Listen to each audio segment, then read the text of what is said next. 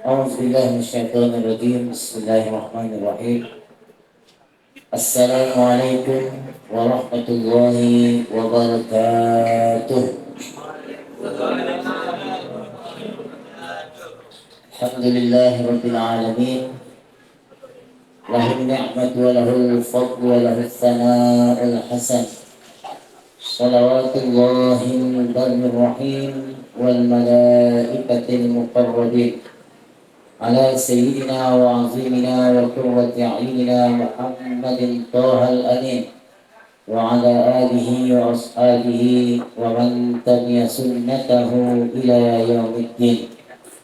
اللهم ارزقنا إخلاصا في النيات والقول والعمل. Yang sama-sama kita muliakan pengurus Badan Batu Hijrah, baik yang hadir di majlis ta'lim kita ataupun yang mengikuti pelajaran dari luar sana.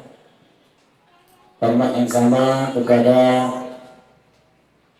Ketua Badan Batu Hijrah beserta jajaran staf-stafnya, ikhwan dan akhwat, baik yang hadir di majlis ini ataupun yang mengikuti pelajaran kita melalui online. Alhamdulillah, bersyukur pada Allah dan salawat kepada baginda Rasul sallallahu alaihi wasallam.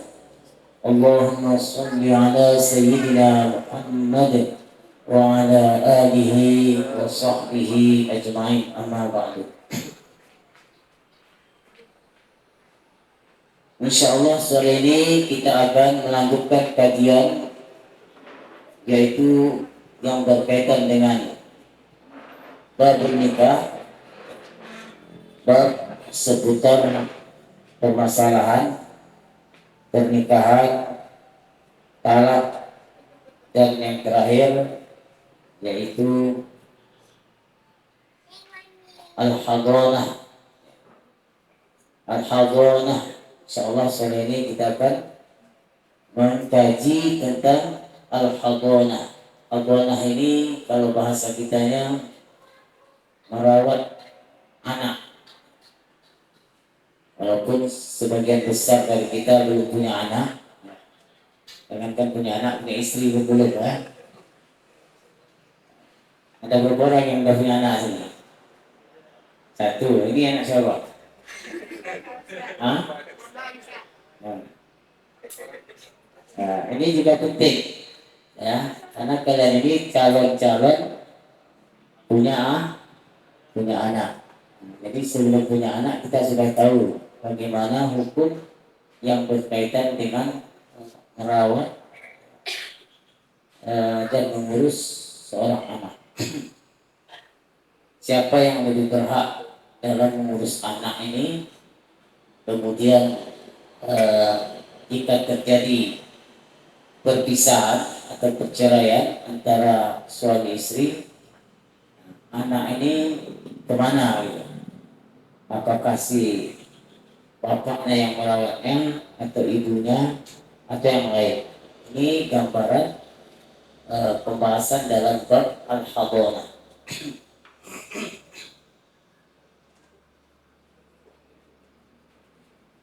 Karena dari di antara tujuan kita menikah juga ingin mempunyai keturunan, ya kan? Yang mana nanti anak kita itu sebagai aset bagi kita. Anak kita itu nanti bisa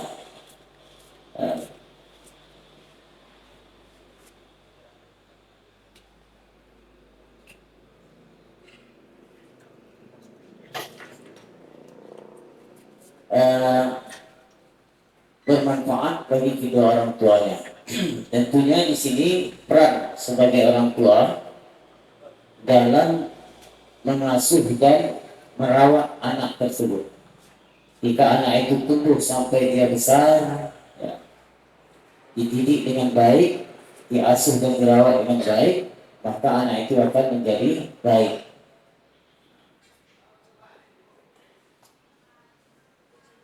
Ya, Bismillahirrahmanirrahim. Qala al-mu'allif rahimahullah, al-hadanatu.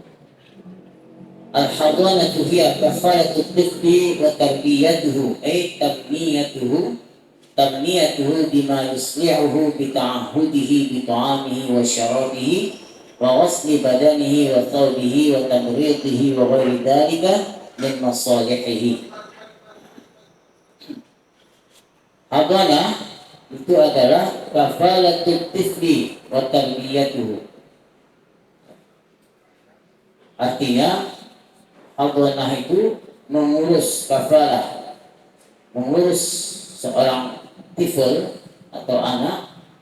Artinya tarbiyatuhu, merawatnya hingga dia tumbuh, bima yuslihu, dengan sesuatu yang yuslihu,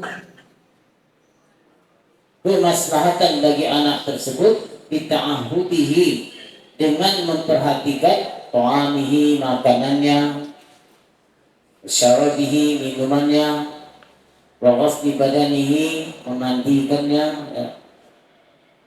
membersihkan badannya, wa thawbihi, pakaiannya, wa tamridihi, dan merawatnya ketika dia sakit, wa ghairi dzalik, dan selain dari itu, min masalihihi, dari kemaslahatan anak tersebut. Fal hadanatu hiya ibaratun 'anil qiyami bi haddi man la yumayyizu wa la yastaqillu bi amrihi wa tarbiyatihi bima yuslihu wa wiqayatihi amma yu'tihi. Maka kalimat hadanah, ungkapan hadanah ini adalah suatu ibarah, suatu ungkapan untuk apa? Pekerjaan dengan merawat, menjaga man la yumayyiz, artinya anak yang belum tamyiz. Jadi anak itu ada disebut mumayyiz. Mumayyiz itu artinya anak yang sudah bisa mandiri. Sebagian ulama katakan anak yang tamyiz itu anak yang sudah bisa mandiri, sudah bisa dia cebok sendiri, makan sendiri, pakai baju sendiri, mandi sendiri. Ini mumayyiz. Tapi yang dimaksud dalam bab hadanah ini anak yang belum mumayyiz. Artinya anak yang belum bisa mandiri, dia harus disuap kalau makan, harus dimandikan, dia harus dipakaikan bajunya. Nah, itu yang disebut dengan as-sobi tadi. Nah, biaya perawatan ini, biaya mengurus atau mengasuh anak ini dibebankan kepada siapa? Nah, ini dia. Disebutkan di sini wa mu'natul hadanati 'ala man 'alaihi nafaqatut tifli. Jadi yang membiayai itu semua itu adalah al-ab. Siapa al-ab? Bapaknya, atau suami. Kalau kalian sudah nikah, kalian sudah nikah dengan seorang laki-laki, terus punya anak. Jadi yang sebenarnya yang mengurus anak ini, itu tadi kewajiban orang tuanya, yaitu bapaknya. Tetapi kalau si istri mau mengurusnya, nggak apa-apa. Artinya apa? Ini standar hukumnya. Bukan berarti nanti kalau kalian dah punya anak, kalian suruh suami semua mandikan, cuci berak, cuci beraknya anak juga suami, memandikan.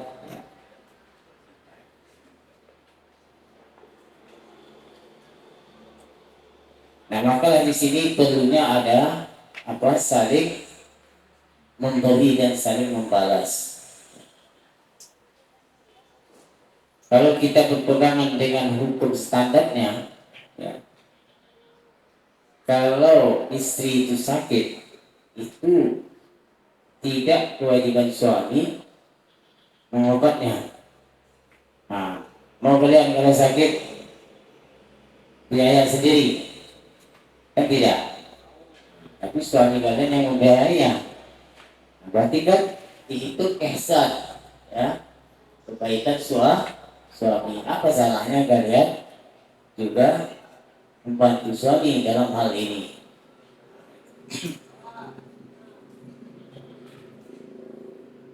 Ya, لأنها من أسباب الكفاية كالنفقة ويعتبر حال الأب إن كان فقيرا على حسب حاله وإن كان غنيا على حسب حاله. Jadi biayanya juga dalam merawat anak ini itu ditanggung oleh bapak, ditanggung oleh bapaknya anak itu, ya, atau suami, ya. Sebagaimana nafkah tadi, ya, nafkah istri, nafkah anak yang masih kecil yang belum balik, termasuk anak yang mumayyiz juga itu nafkahnya dibebani kepada ayahnya. Jadi seorang ayah ini, seorang suami, ya, sampai dia wajib memberi nafkah untuk istrinya, juga untuk anak-anaknya yang belum dewasa, baik anak yang laki-laki maupun anak perempuan. Nah, dalam sebagian qaul, ya, kalau anak perempuan itu sampai dia menikah. Tapi dalam mazhab Syafi'i sudah dewasa pun itu nggak tanggung jawab orang tua lagi. Kayak kalian ini, kan dewasa semua nih. Ada yang belum dewasa? Kan nggak, ada dewasa semua kan?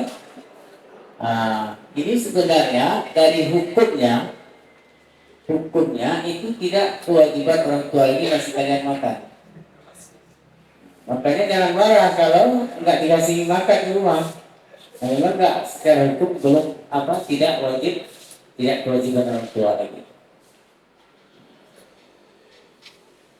Terkadang anak yang tidak paham hukum, ya, masuk rumah nggak ada makanan, ngamuk-ngamuk, ya kan, sampai marah sama orang tuanya. Ya, tidak wajib lagi.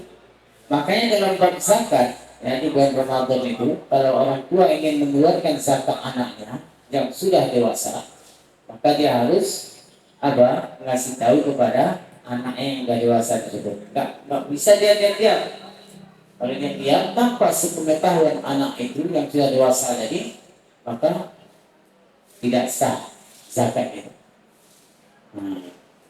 Misalnya anaknya lagi kuliah di Pekanbaru, terus orang tuanya diam-diam mengeluarkan zakat fitrah anaknya di bulan batu ini tanpa sepengetahuan anaknya di sana, itu nggak sah dalam mazhab, ya, tidak sah. Kenapa? Karena secara hukumnya anak yang sudah balik itu tidak ditanggung lagi orang tuanya. Paham ya di sini ya? Maka berterima kasihlah kita, ya, orang tua kita walaupun sudah dewasa ini masih ditanggung makan, masih dikasih uang jajan, ya kan? Masih diberikan handphone. Banyak sekali kebaikan orang tua. Nah, yang perempuan itu juga sama dalam mazhab Syafi'i. Dalam mazhab yang lain, ya, Imam Hanafi kalau nggak salah, kalau perempuan ini sampai dia menikah. Jadi sebelum dia nikah masih tanggungan orang tua. Kalau yang udah nikah nggak tanggungan orang tua lagi, tanggungan suaminya.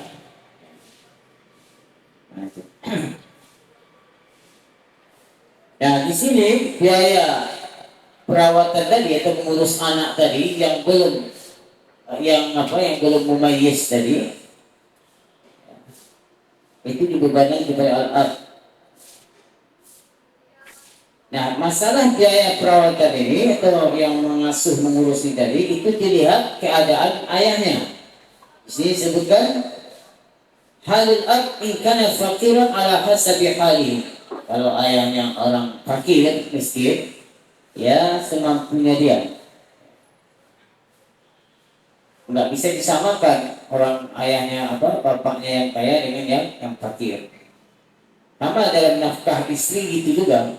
Kalau suami kita itu orang kaya, ya maka apa berapa mut itu berapa kilo yang diberikan kepada istrinya.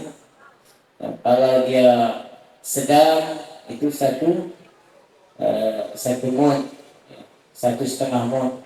Kalau dia fakir miskin suaminya ya 1 mut misalkan. Nah, ini tergantung keadaan suaminya.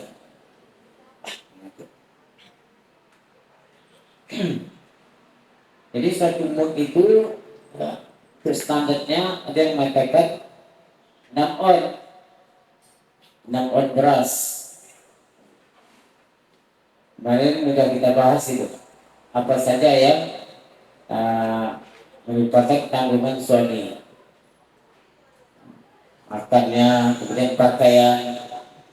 Pakaian itu tergantung musim.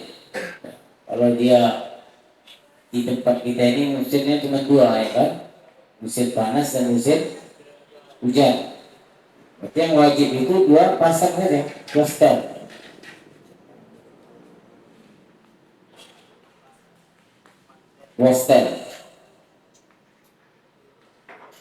Baru diganti kalau sudah koyak, kalau sudah rusak. Maka di sini hukum standarnya kalian harus tahu. Jangan minta macam-macam, minta 2 lemari. Ya.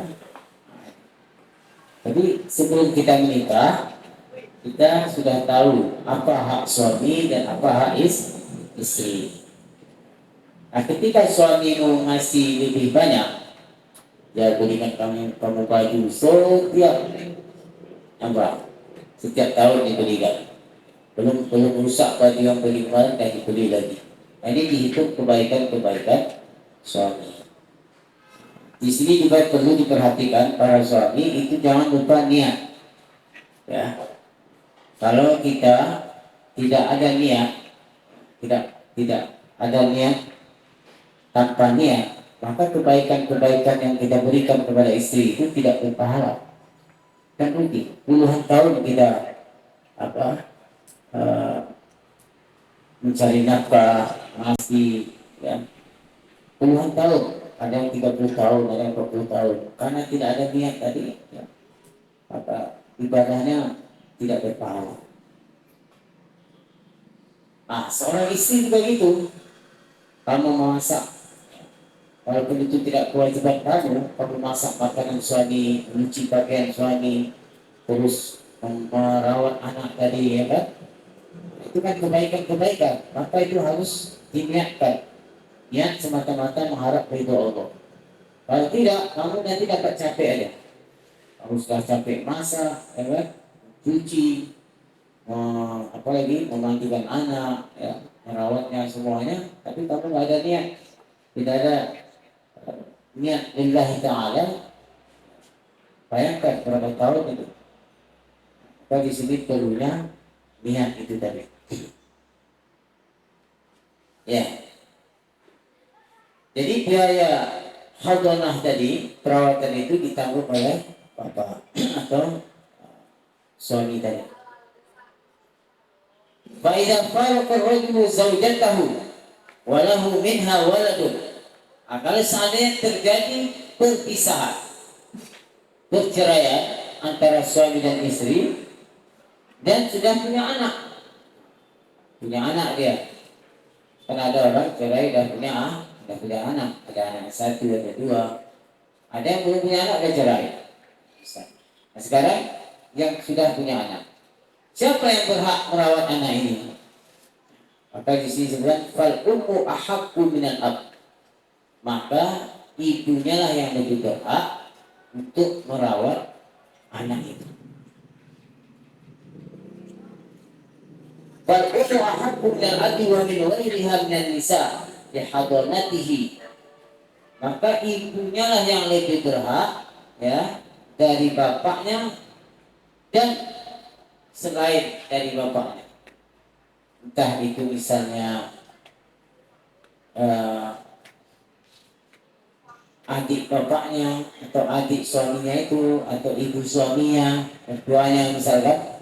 Nah, di sini yang berhak itu ibu anak itu.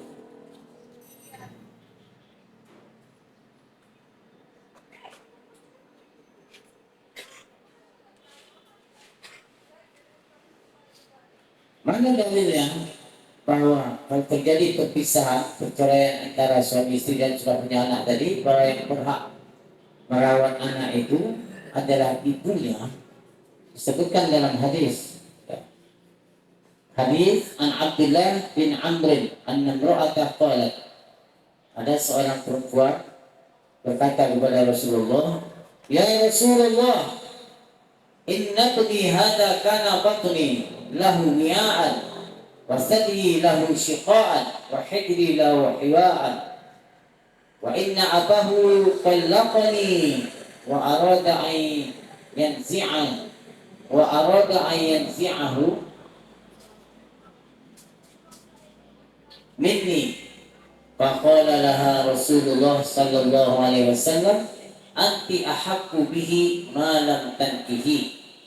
Nah, ini. Jadi ada seorang perempuan ngadu ke Rasulullah bahwa dia dicerai oleh suaminya dan sudah punya anak. Katanya, "Ya Rasulullah, inna ibni hadza kana batni." Dulu anak ini ya perut saya lah yang mengandungnya, katanya.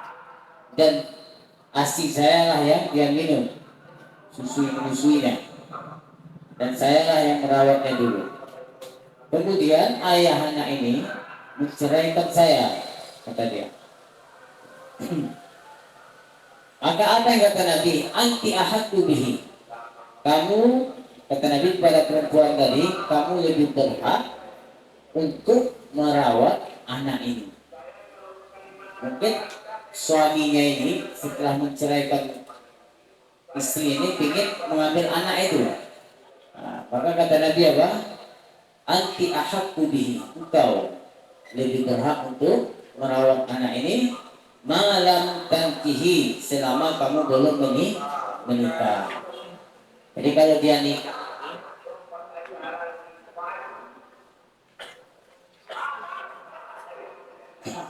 yang kalau seandainya dia nikah lagi, si perempuan ini, itu lain lagi masalahnya. Tapi kata Nabi, malam tankihi, selama kamu belum menikah dengan laki-laki yang lain, maksudnya, maka kamu lebih berhak untuk merawat anak tadi. Ini dalilnya dalam hadis. Paham ya? Nah, terus wala syurut, ada syarat-syaratnya. Syarat-syarat hadonah ini ada beberapa syarat. Yang pertama al-hurriyah. Jadi yang tadi berhak kita katakan perempuan itu atau ibunya itu anak yang berhak merawat anak itu. Tetapi ya pembiayaannya ditanggung oleh bapaknya. Tapi sudah cerai, walaupun sudah cerai, ya, sampai anak itu dewasa barulah bapaknya tidak membiayai lagi.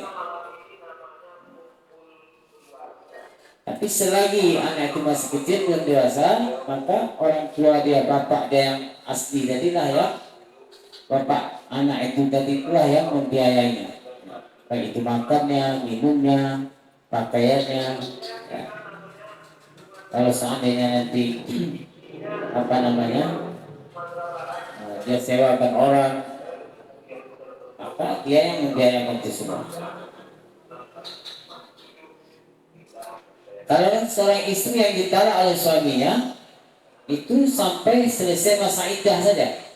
Kalau sudah habis masa iddah, maka si suami tidak membiayai atau tidak menafkahi istrinya lagi.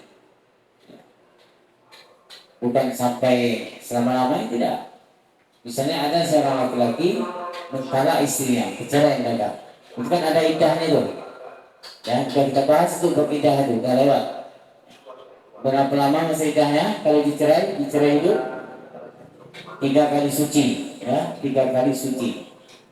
Nah, berarti selama istrinya masa iddah itu nafkahnya tetap si suaminya tadi membiayainya, memberinya. Habis masa iddahnya, udah, maka suami tidak wajib ngasih nafkah lagi. Beda sama anak. Kalau anak itu tadi, tetap suami itu tadi, mantan suami dia itu yang membiayai anak yang belum dewasa tadi. Sampai anak itu dewasa. Paham gitu ya? Ini harus diperhatikan. Hari ini tidak ada lagi, kebanyakan dari kita tidak memperhatikan hukum ini. Yang udah cerai udah, anak terlantar, ya kan? Kadang-kadang si istrinya itulah yang membiayai anak itu. Ya. Padahal secara hukum si suaminya sampai anak itu dewasa.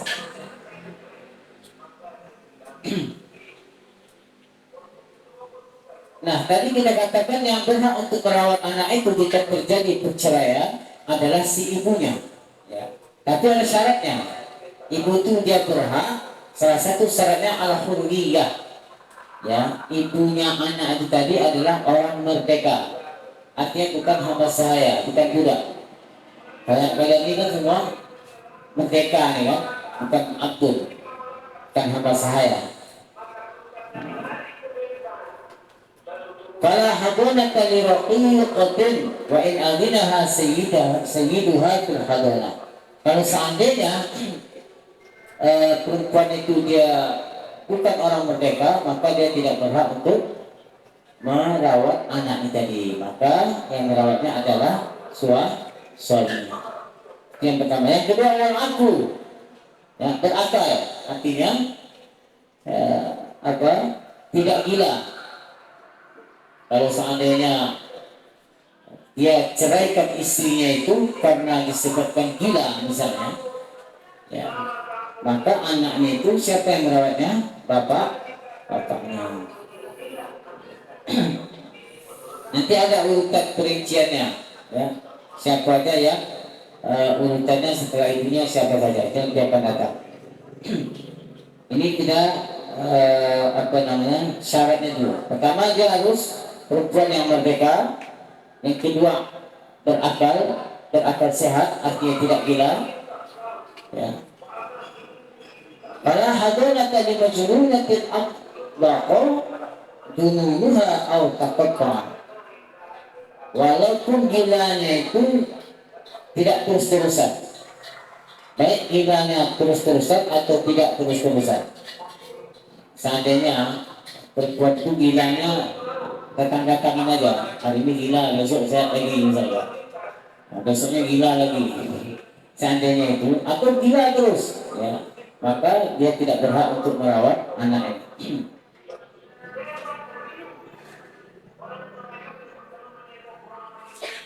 Tapi kalau seandainya gilanya dia hanya 1 hari, ya, dalam 1 tahun, ya, dan 1 tahun itu cuma 1 hari yang gilanya, dia sudah sehat.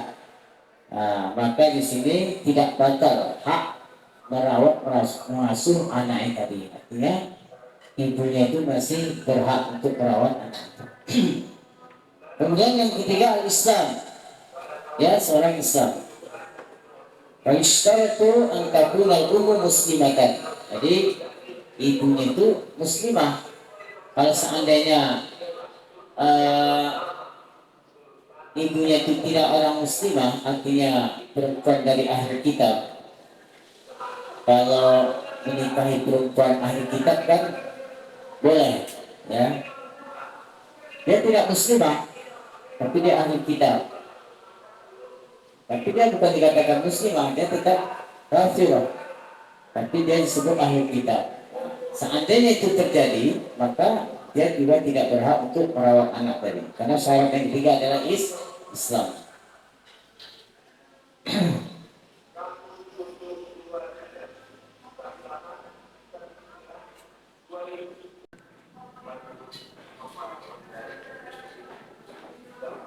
Ya, di sini saya ulangi. Yang lebih berhak, lebih aula dalam merawat atau mengurus anak yang sobi tadi, ya, anak tadi ibunya, in kana laha walad wa huwa fi sinni radha'ah. Hada illam tatazawwaj. Nah, dia lebih berhak ibunya ini ya selama dia belum menikah. Dia tidak nikah lagi. Kenapa diutamakan ibunya, tidak bapaknya? Jawabannya apa sini? Li'annaha aslahu limura'atihi min haitsu syafaqah. Karena seorang ibu itu dia lebih apa? Lebih memperhatikan, lebih syafaqah, lebih banyak kasih sayangnya terhadap anak itu.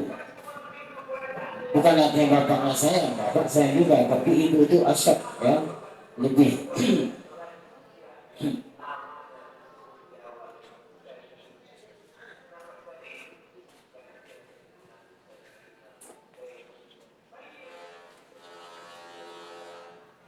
وإذا فارق الرجل زوجته وله منها ولد فهي أحق بحضانته. Nah, sampai umur berapa anak ini berhak ibunya merawatnya tadi? Ya, itu sampai 7 sinin, sampai anak itu berumur 7 tahun. Sampai anak itu berumur 7 tahun. Kemudian setelah sampai umur anak itu 7 tahun, ini kan bapak sama ibunya kan sudah pisah, ya. Misalnya mereka berpisah ketika anak itu berumur 2 tahun misalnya. Maka siapa yang berhak merawat anak dari ibunya? Berapa lama? Sampai anak itu berumur 7 tahun. Setelah sampai umur anak 7 tahun, yukhayyar. Ketika sudah sampai 7 tahun, diserahkan kepada anak tadi. Dia pilih mau ikut bapaknya atau ikut bapaknya. Kalau dia ikut bapaknya maka diberikan kepada bapaknya.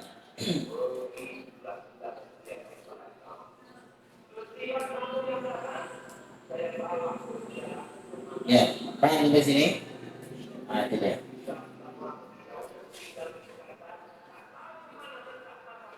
Kenapa sampai 7 tahun? Karena anak biasanya kalau sudah sampai 7 tahun itu dia sudah tamyiz. Tamyiz itu artinya sudah bisa mandiri. Dia sudah bisa mandi sendiri, makan sendiri, pakai baju sendiri, cebok sendiri. Makanya disebutkan di sini sampai umur 7 tahun. Secara umumnya seperti itu. Ya. Kemudian ada beberapa hal yang perlu diketahui tentang dalam merawat anak ini. Ini penting juga. Pertama, la yajuzu lil ummi an takshifa fakhidaha amama waladiha mumayyiz. Jadi seorang ibu dia tidak boleh membuka atau memperlihatkan pahanya kepada anaknya yang sudah mumayyiz.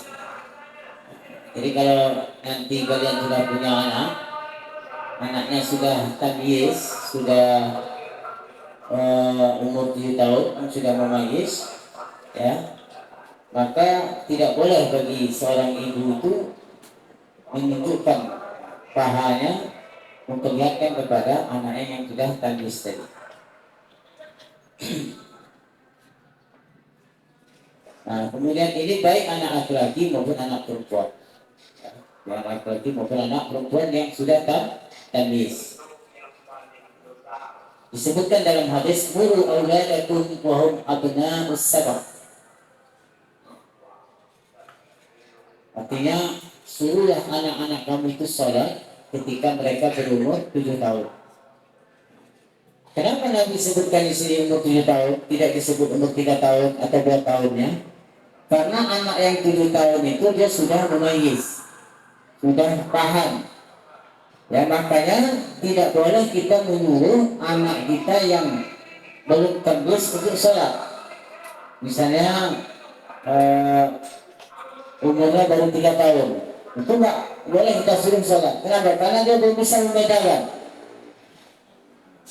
Artinya apa? Kalau kita suruh dia sholat, seakan-akan kita menyuruh dia bermain-main dalam ibadah. Ini nggak boleh. Tapi kalau dia udah umur 7 tahun, maka dia sudah tahu, oh sholat itu tidak boleh ngomong, atau tidak boleh main-main dalam sholat. Ya, ada rukunya, ada sujudnya. Itu anak kami sudah paham itu. Tapi kalau anak umur 3 tahun, dia nggak ngerti. Kita suruh sholat, nanti pas setengah sholat dia lari.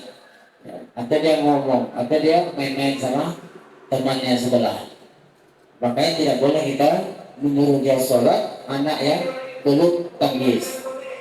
Kenapa? Karena kalau disuruh seakan-akan kita menyuruh dia at-tala'ub, untuk bermain-main dalam ibadah. Tapi apa yang kita suruh lihat saja.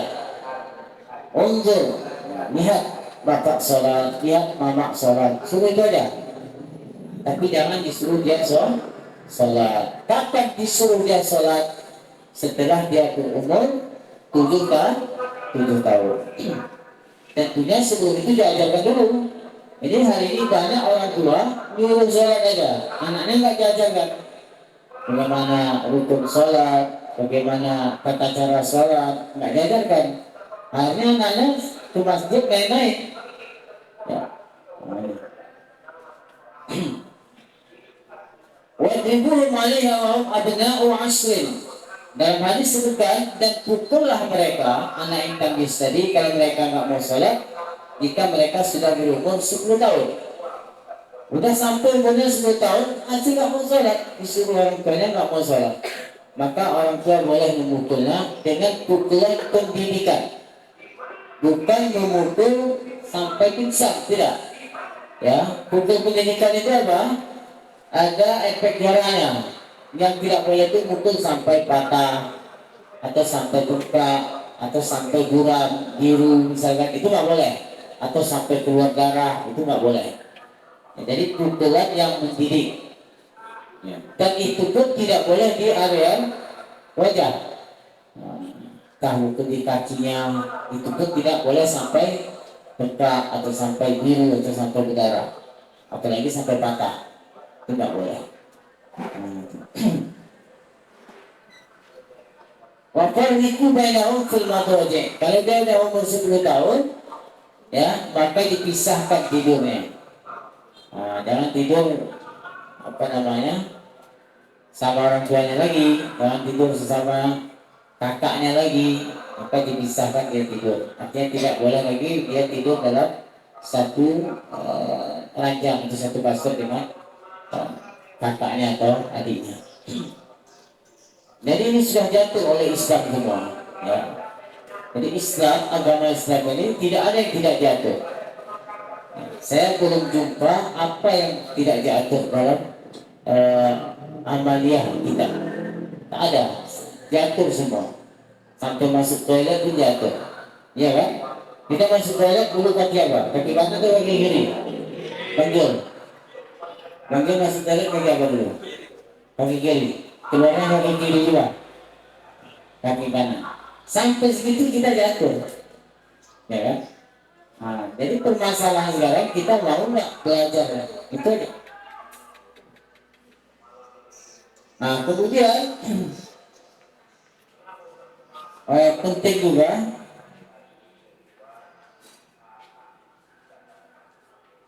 wa aman nadaru ila takhid as-sabiyya allati balaghat 7 sinin faqat ajazahu ba'd al-hanabilah. Dalam mazhab Imam Hambali, ya, dalam mazhab Imam Hambali, kalau sekadar melihat paha anak perempuan yang berumur 7 tahun, itu sebagian mazhab Hambali membolehkan, artinya tidak apa-apa, ya, bagi yang melihatnya tadi. Tapi ini bukan mazhab Syafi'i, ya, mazhab Hambali.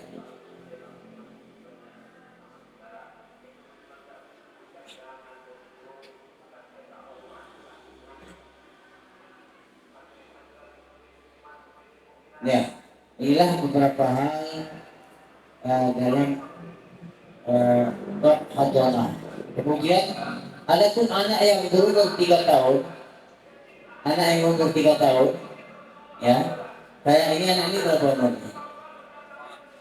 Berapa umurnya? 4. Nah, kalau di sini disebutkan wa amma ibnu salasa sinin fala aurata lah wa yajuzu kasful aurah amamahu qabla tamyiz. Jadi kalau anaknya masih berumur 3 tahun, maka boleh apa namanya ibunya ke bapaknya tadi membuka auratnya di depan anak yang masih umur 3 tahun tadi. Artinya karena anak yang 3 tahun itu belum tamyiz, ya, karena dia belum tamyiz. Seandainya, ya,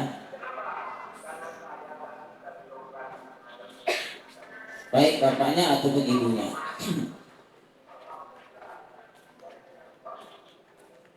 Kenapa? Karena hadirnya anak itu sama seperti dia tidak ada. Karena dia belum bisa membedakan. Tapi kalau anak tamyiz dia sudah bisa membedakan. Maka jangan sekali-kali kita menunjukkan aurat kita kepada anak yang sudah tamyiz tadi.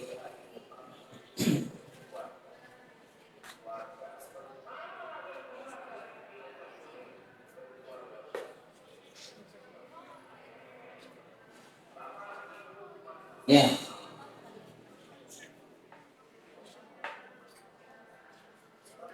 Sampai di sini ada yang perlu kita diskusikan, dipersilakan.